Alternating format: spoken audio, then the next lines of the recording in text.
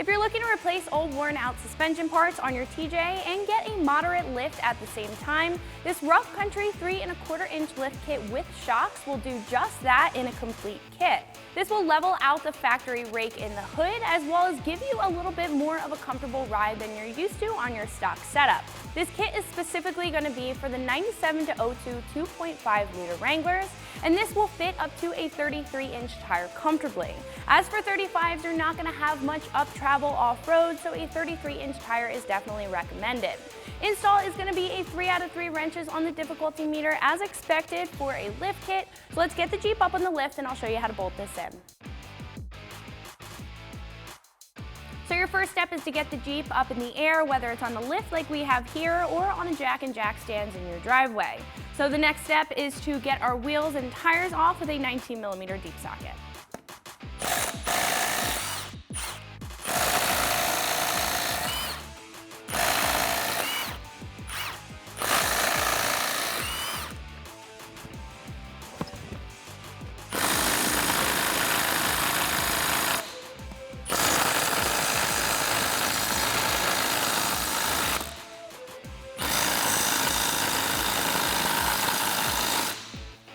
So the lug nuts on the back here were giving me a little bit of trouble with my impact, so I'm going to switch over to my air gun.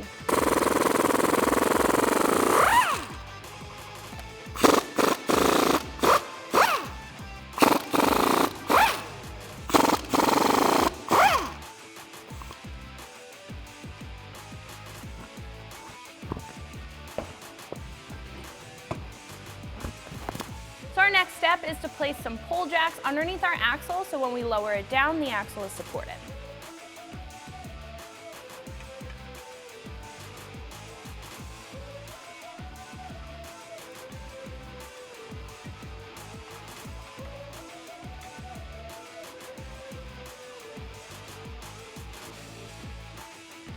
So our next step after supporting the axle is to remove our sway bar links. We're going to use a T55 Torx bit and an 18mm open-ended wrench.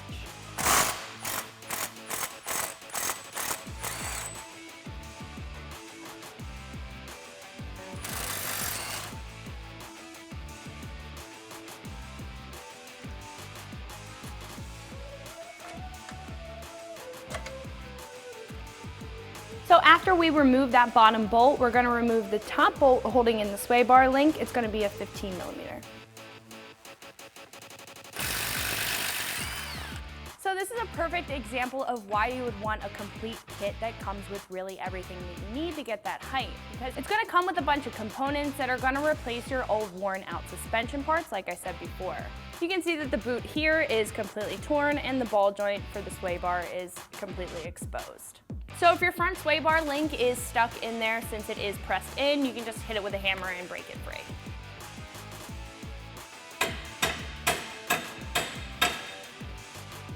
You can break it free with a hammer because it is tapered at the top and they are pressed in. So make sure you keep all of the factory hardware because that's what we're going to be putting in our new components with. So now we can break this free from the sway bar.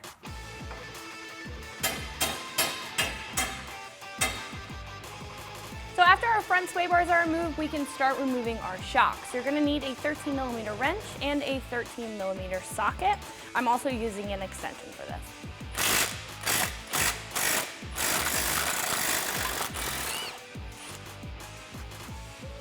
Because the control arm mount hangs lower on this side, I did switch to a longer extension.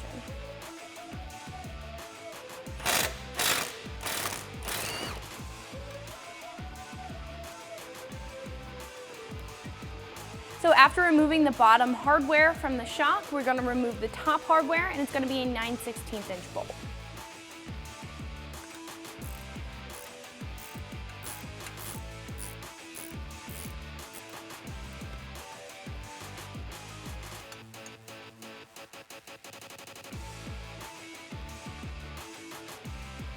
So after all of the hardware is removed, we can go ahead and remove the whole shock.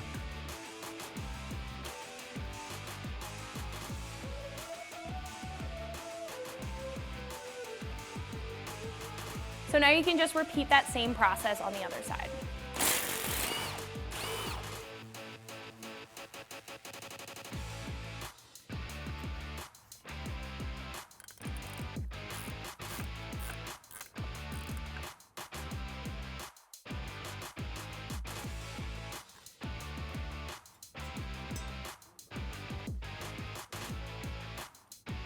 So you want to make sure that you keep the bottom hardware. The top hardware, we're going to get replacements with our new shocks. So after our front shocks are removed, we can go ahead and take out this T50 Torx bolt that's holding in our track bar.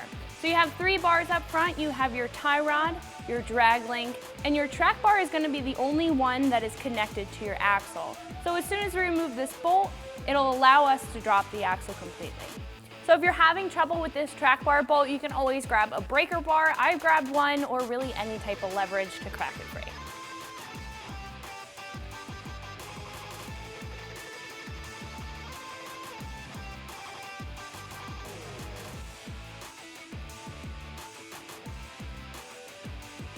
After it's cracked, you can grab your impact and an extension to clear this drag link and tie rod and remove it.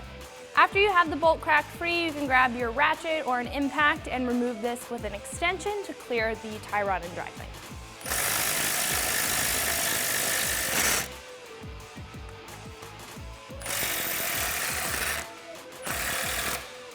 So if the bolt's still being a pain and you can't get it out after you've completely, basically removed it, I just took a pry bar and a couple of whacks. It should break it free.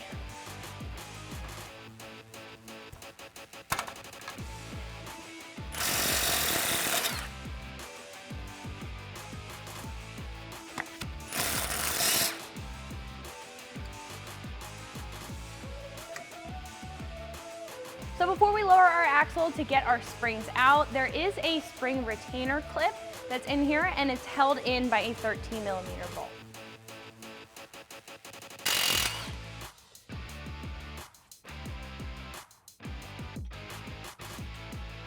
After both spring retainers are removed, we can completely lower the axle.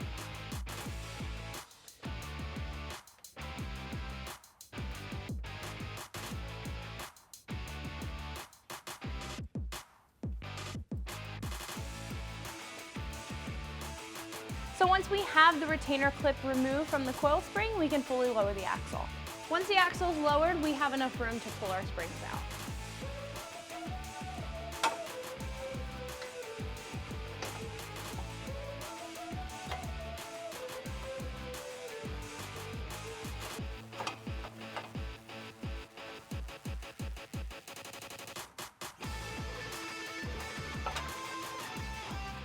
So sitting these side by side, you can tell that there's a big difference visually. Your new spring is going to be a lot taller and it's going to give you that height. Both of them are going to be a progressive spring rate. However, your new spring is preset and it's going to give you a little bit more of a comfortable ride. So let's get these installed in our TJ.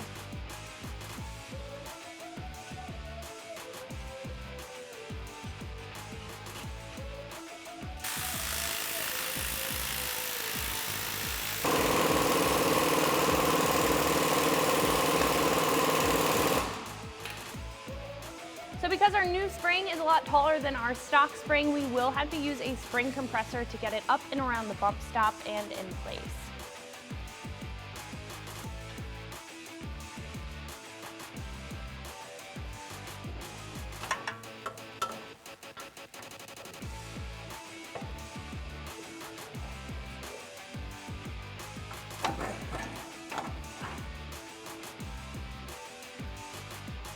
Once it's in place, you can carefully release the spring compressor and spin the spring until it sits in the retainer.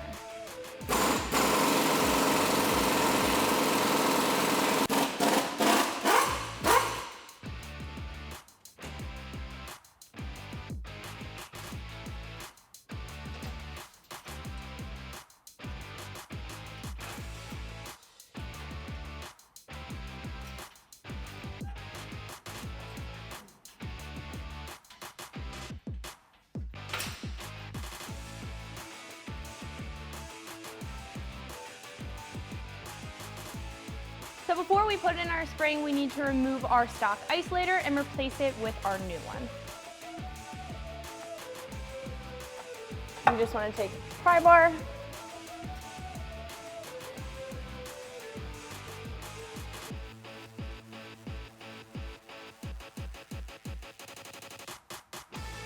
so once you have the stock isolator down to this bottom point, we will need to remove this cup because it has a lip and will not allow the stock isolator to come out. So in order to do that, we need to remove the bump stop in order to get to a bolt that's holding in this bump stop cup. So we can remove our bump stop. Might need a pry tool.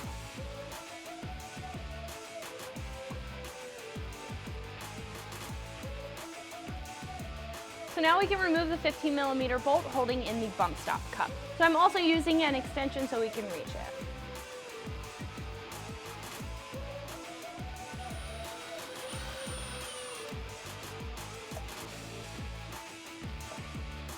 So now we can fully remove our stock isolator and install our new one when we install our new spring.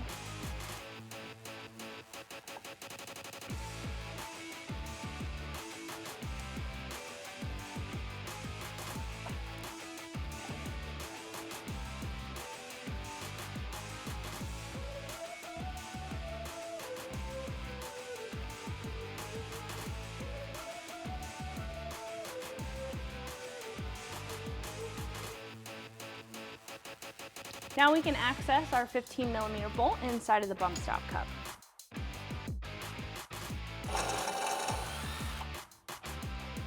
So now we can fully remove our stock isolator, replacing it with our new one, and reinstall our bump stop cup.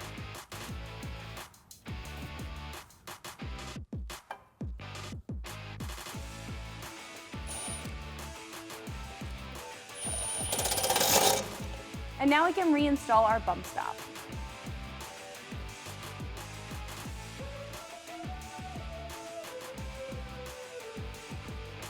So after this side's assembled, we can move on to the other side.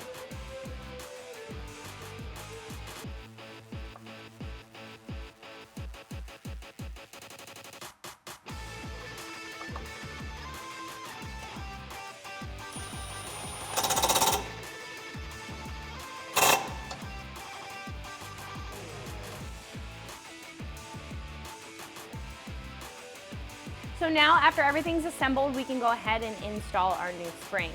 Now, we are using a spring compressor because the new springs are a lot longer than our stock springs, and Joe's going to be putting those in for us.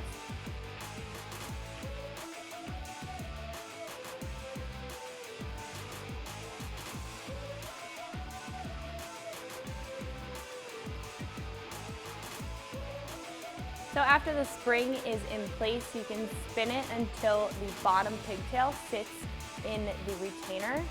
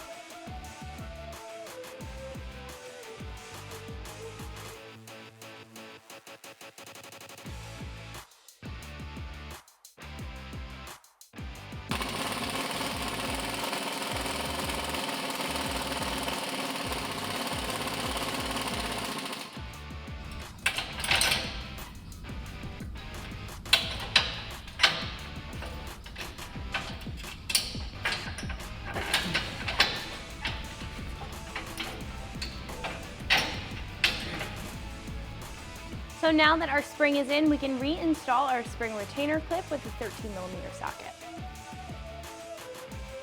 I also have an extension on this to clear our brake line.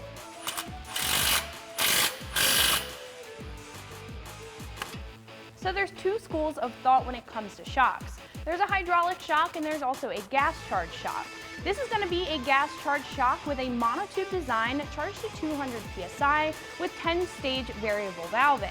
So with a hydraulic shock, they're going to feel more fluid, but they're going to be susceptible to shock fade over time from cavitation or foaming forming inside of the shock body when it's worked really hard, like excessive washboards.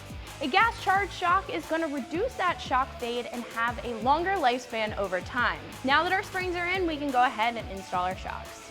So like I mentioned, we're going to reuse the factory hardware for the bottom, but Rough Country will give you new bushings and new washers as well as a new nut for the top.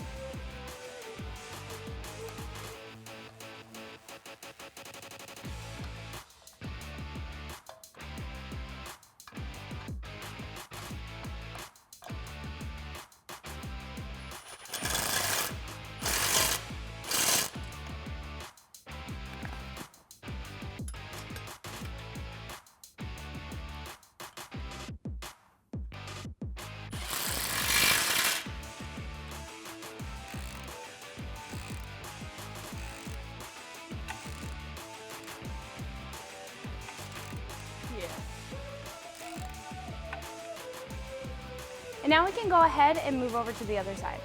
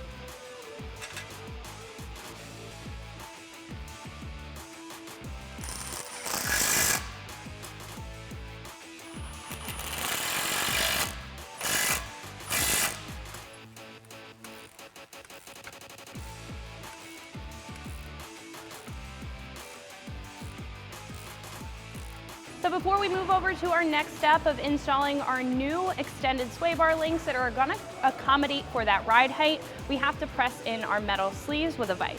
So I would recommend spraying the inside of your bushing with a lubricant before you press these in. So you can get it started by hand and then take it to the vise.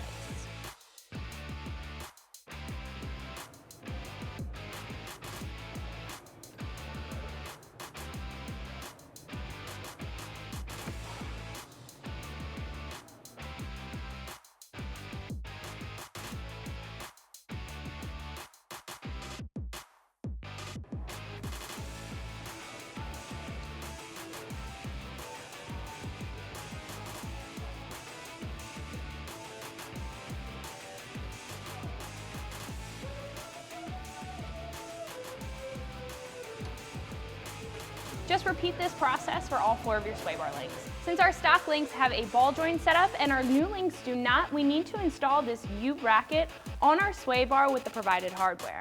So make sure with the hardware that the bolt head is at the bottom and the nut is on the top of the sway bar link because it will interfere with the sway bar.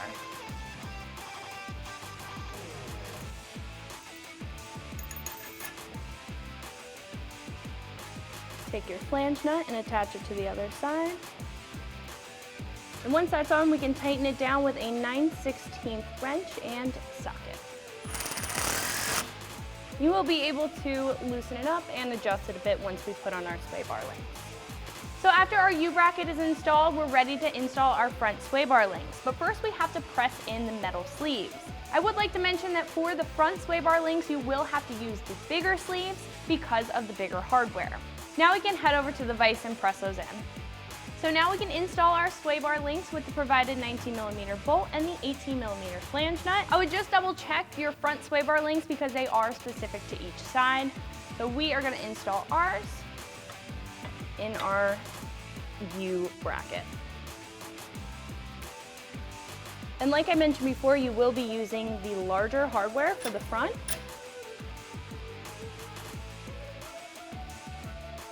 Going to be using a 19mm wrench and an 18mm socket.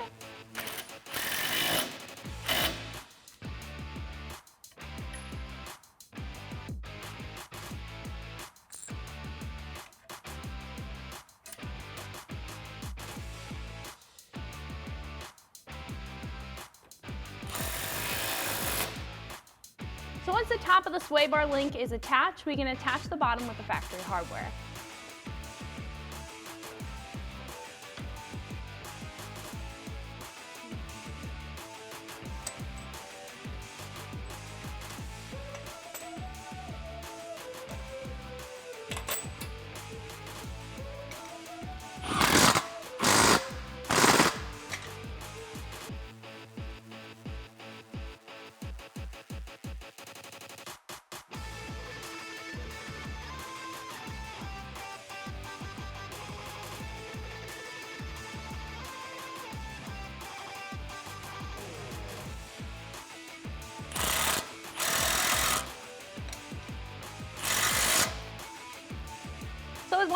bar is attached, the other might not line up correctly at first. You can grab some extra leverage like a pry bar and line that up. Let's head over to the back of the Jeep to finish up our install.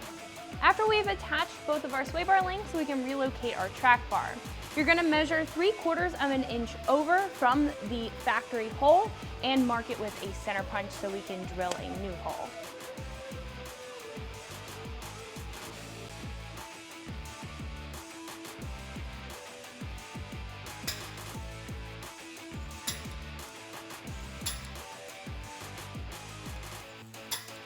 After we marked our center punch, we can drill a pilot hole with a smaller drill bit.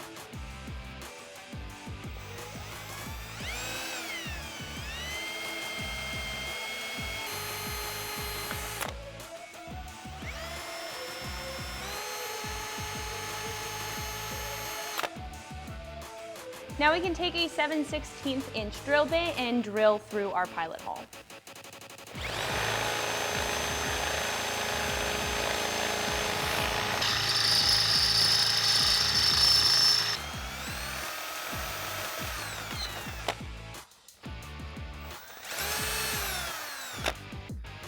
Now that our hole is drilled for the track bar, we can move on to the back. We won't be assembling the track bar right away. We do have to do that while the Jeep is on its own weight, so the bolt hole will line up. So let's head on over to the back. So before disassembling the rear, we want to support the rear axle with our pull jacks.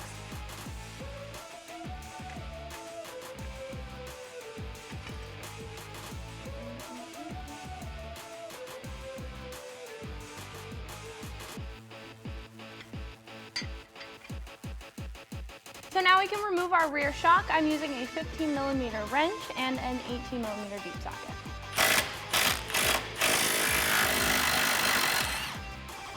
Since the bolts started, I moved over to a 15mm ratcheting wrench.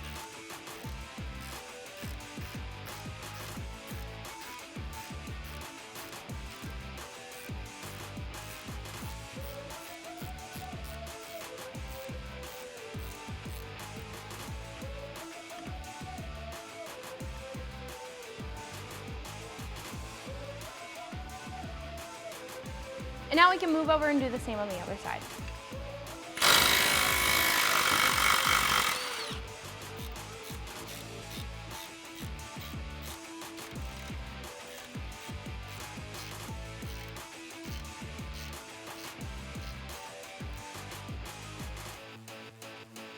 So after we remove the bottom shock bolts, we can remove the top shock bolts, and they are going to be pretty difficult to see as well as difficult to remove. So I would recommend spraying them with WD-40 or PB Blaster a day ahead, and you are going to use a 13mm socket and a long extension.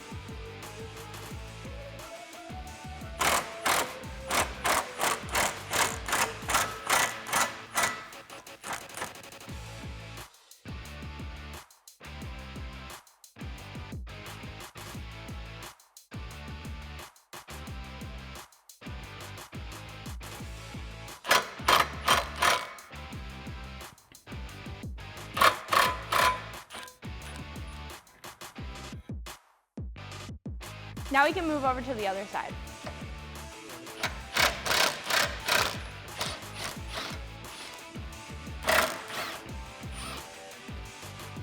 After our rear shocks are removed, we can remove our sway bar links with an 18mm wrench and a 15mm socket.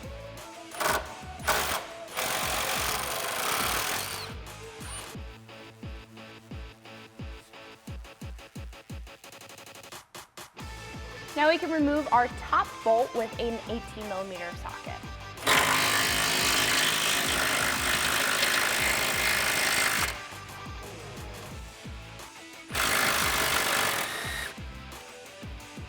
So now that the other side's off, you can do the same for this side.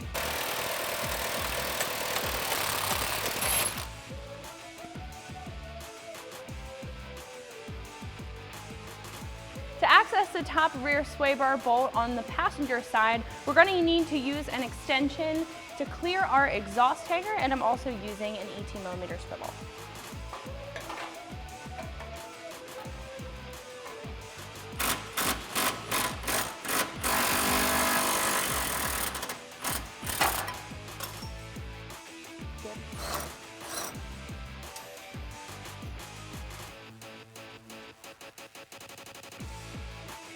So after we removed our sway bar links, I took out the top track bar bolt in order to lower our axle all the way down. I used an 18mm wrench and a 15mm socket. Now we can remove the breather hose from the axle and drop the axle to get the springs out.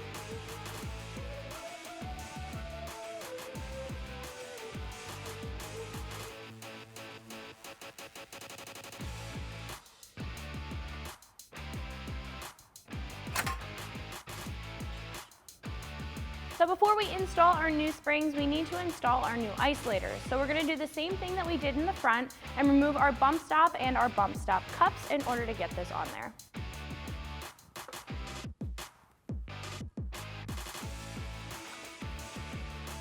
And you're going to be using a 15mm socket and an extension to access that bolt.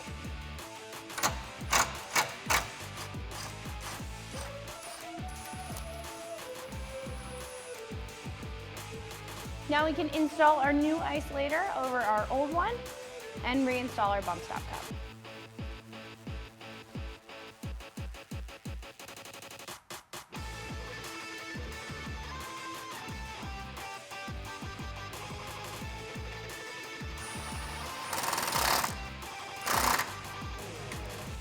And now you can reinsert your bump stop.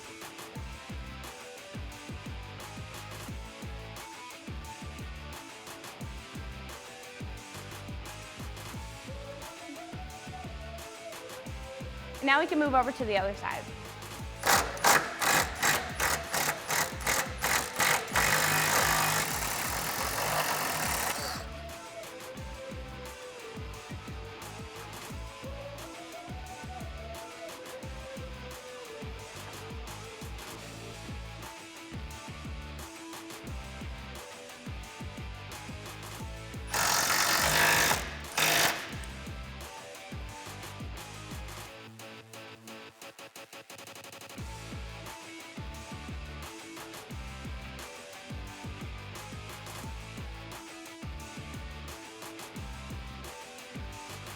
After our isolators are in, we're ready to install our new rear springs.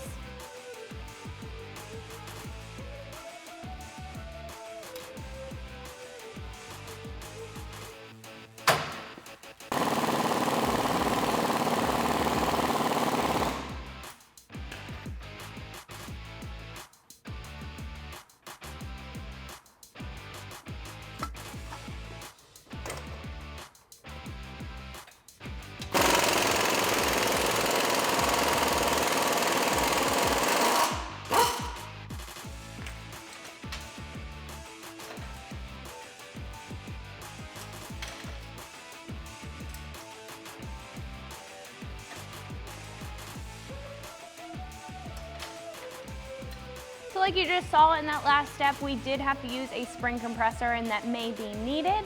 But now since we have our axle at our lowest point, we're gonna remove our bottom track bar bolt so we can bolt up our track bar relocation bracket.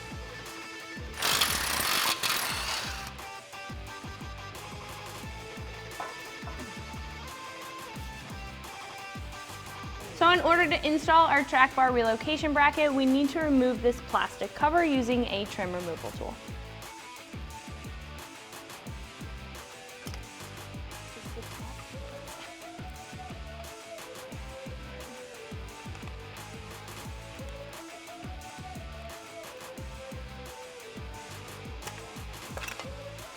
So now we can install our track bar relocation bracket. To hold it in place while we drill out these existing holes, we're going to install the factory hardware as well as the sleeve that Rough Country provides us.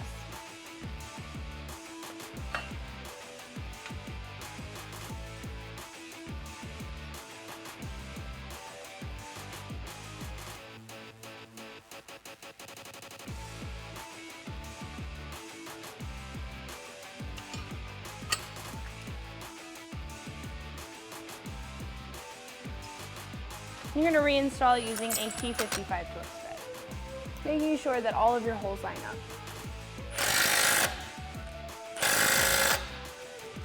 So now we can use a 5/16 drill bit to widen up the existing holes on the top and the bottom.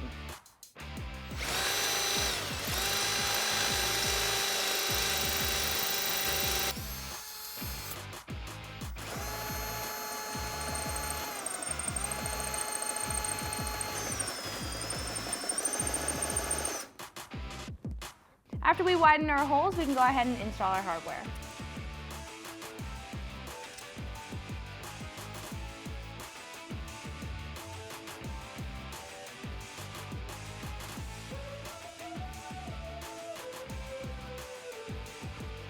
So this back bolt here is a little bit hard to reach. I would recommend using a magnet, but if you take out the factory hardware holding in the bracket, you may be able to reach it with your hands.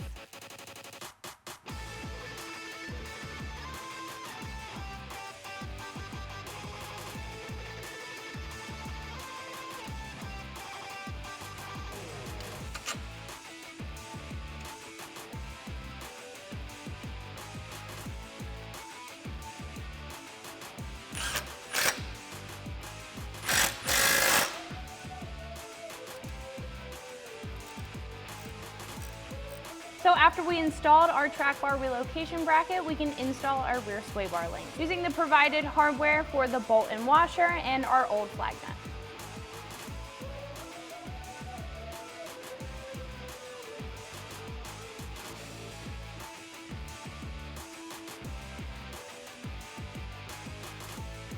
Now you can tighten that down with a 17mm socket.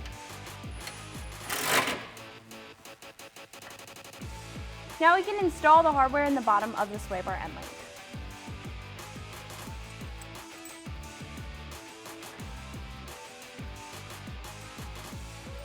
And you can tighten that down with a 17mm socket and a 17mm wrench.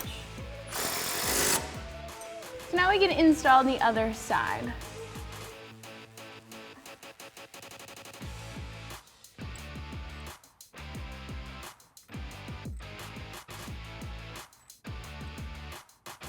I would recommend before tightening this down that we install the bottom hardware.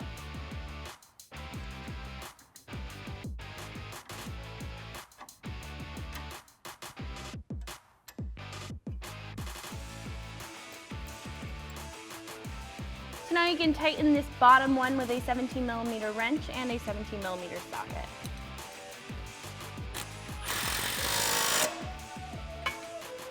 So now remember, on this passenger side sway bar end link, the top bolt is very hard to reach because of the exhaust hanger.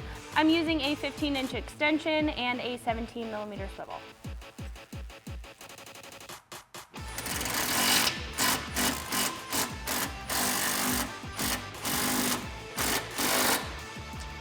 So now we're ready to install our rear shock. So you're going to be using that 13mm socket and your 15-inch extension. So I would recommend to thread in one of the bolts first so we can slide our shock into place and then tighten it down.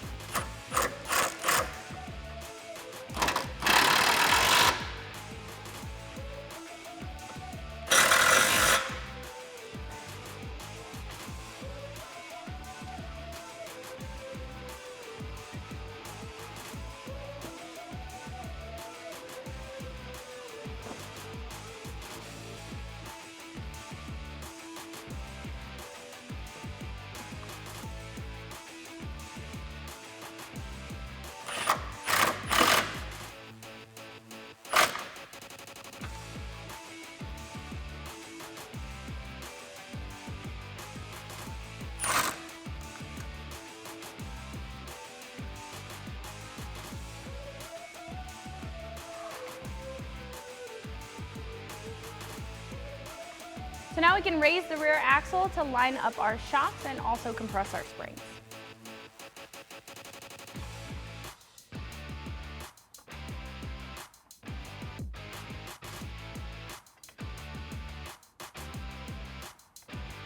So along with both of the track bars, we're going to bolt in the rear shocks while the Jeep is on its own weight so everything lines up correctly. Now we can move into dropping our transfer case.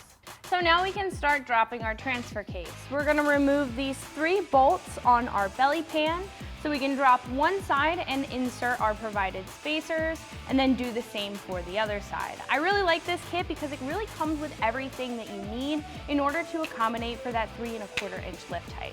So let's go ahead and remove these 18mm bolts. Now we can remove the belly pan bolts with a 19mm socket.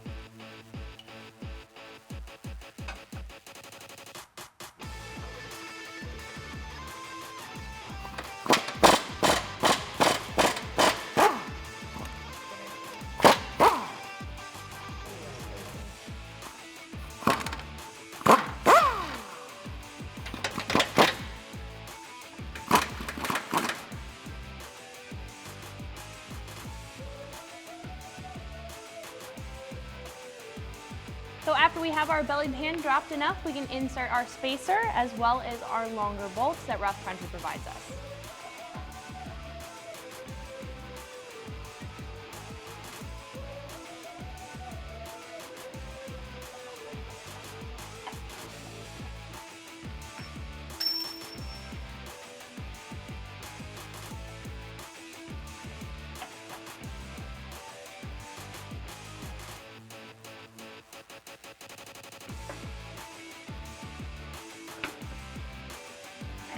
So if the belly pan bolts are not lining up within the spacers, you can always loosen up these 13mm bolts and slide the belly pan a little bit forward, and then tighten those down after you tighten down your other bolts.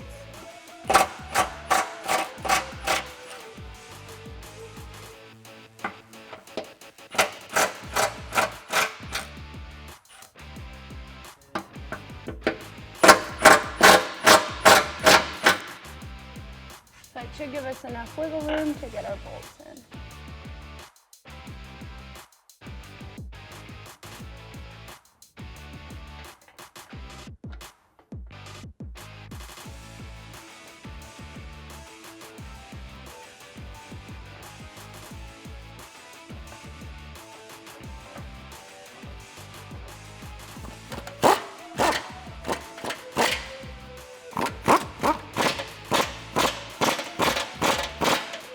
So now that we're moved over to the other side, we're going to fully remove these bolts. And we did loosen them to give the belly pan a little bit of play before. Now we can lower down this side of the belly pan so we can insert our spacers.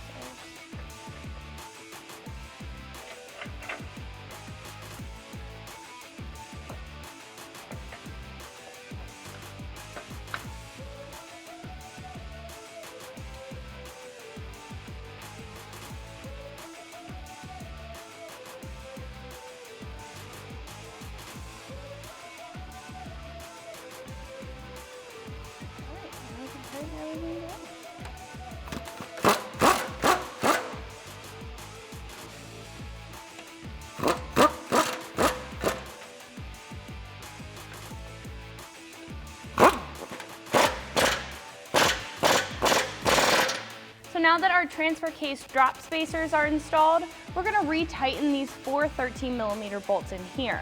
After that's finished, we can move over to adjusting our shifting linkage. Because you've dropped your transfer case, it does need some adjustment because the shifting linkage at the moment will be maxed out.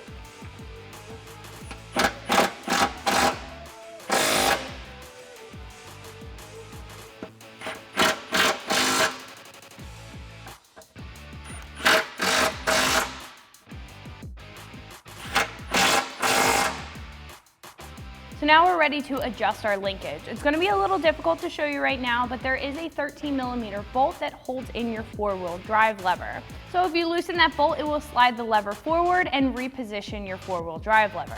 So let's go over to the transfer case and I'll show you how to unbolt that. So this will be the 13mm bolt holding your linkage in place, and you see here that it did slide forward when we dropped the transfer case. Now if we loosen that, it should slide back into position.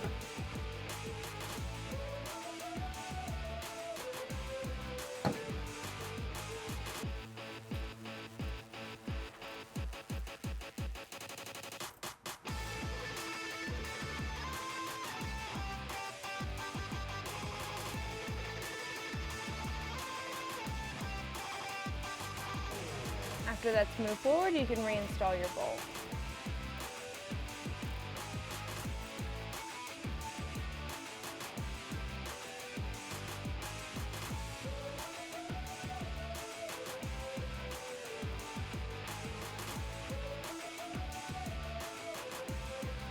Our next step after adjusting our shift linkage is to reinstall one side of the track bar, so when we get the Jeep down on its own weight, we can bolt up the other side. So we're going to install the top portion so we can access that bottom portion on our new track bar relocation bracket.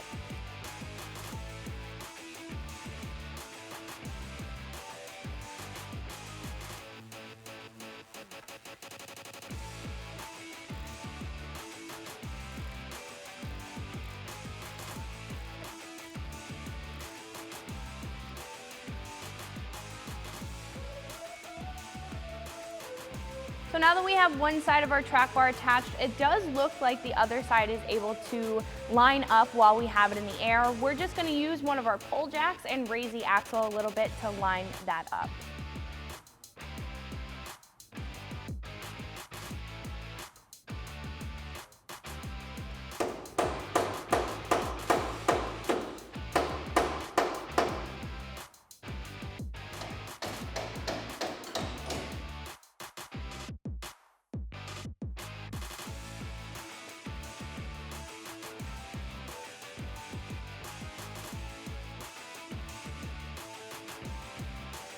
So I'm tightening down the bottom track bar bolt with an 18mm socket and a 19mm wrench.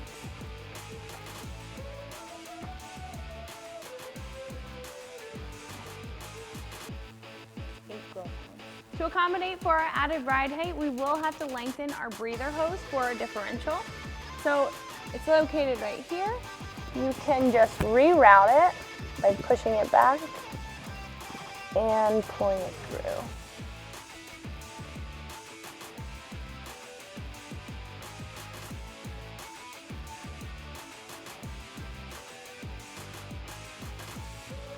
Now we can reroute this up through here and down to our differential.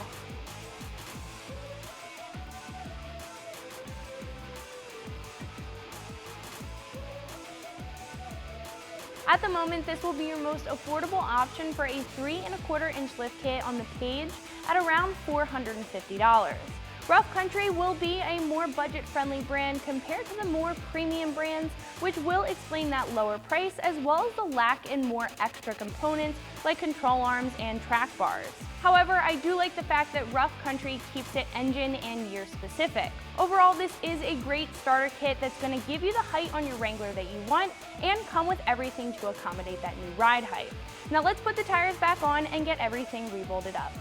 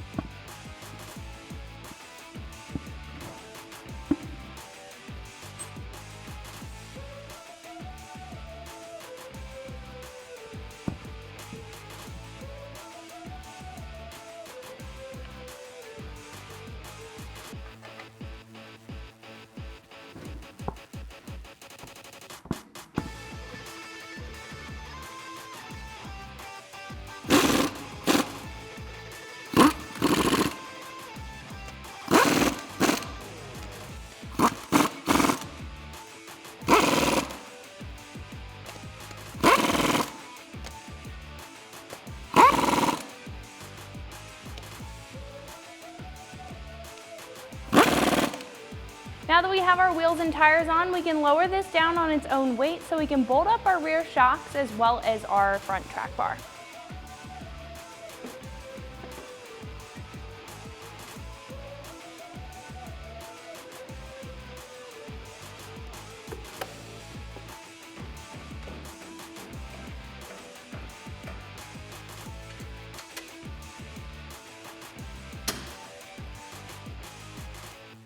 So in order to get the bottom shock bolts in, you may have to open up the mount.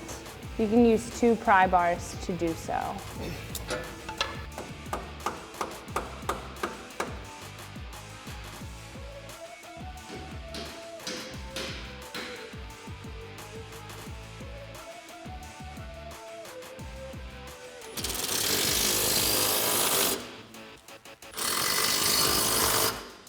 So now we can reattach the front track bar bolt. I'm gonna have somebody inside of the Jeep steering it back and forth so we can evenly line this up. Pull to the right. Yep. All right, you're good.